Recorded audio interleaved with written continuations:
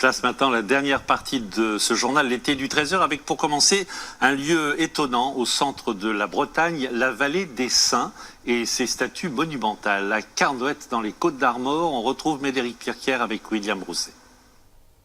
C'est un peu l'île de Pâques bretonne.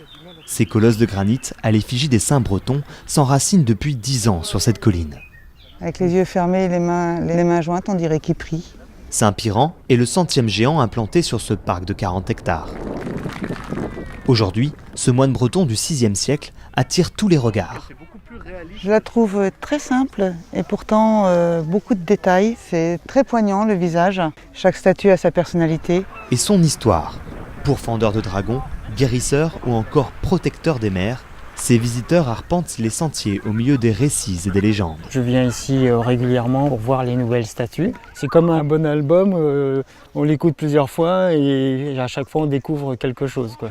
On s'aperçoit qu'il y a quand même pas mal de saints qui viennent d'Irlande, de Galles, c'est fabuleux et en fait on découvre l'origine de plein de villages bretons. Financé entièrement par le mécénat, le site poursuit sa construction. Ça va être le socle, ça fait partie des 13 sculptures là, qui vont être faites. Ces blocs de plusieurs tonnes deviendront bientôt de nouveaux géants. Ça c'est Saint Denouel, c'est le saint d'Erquy.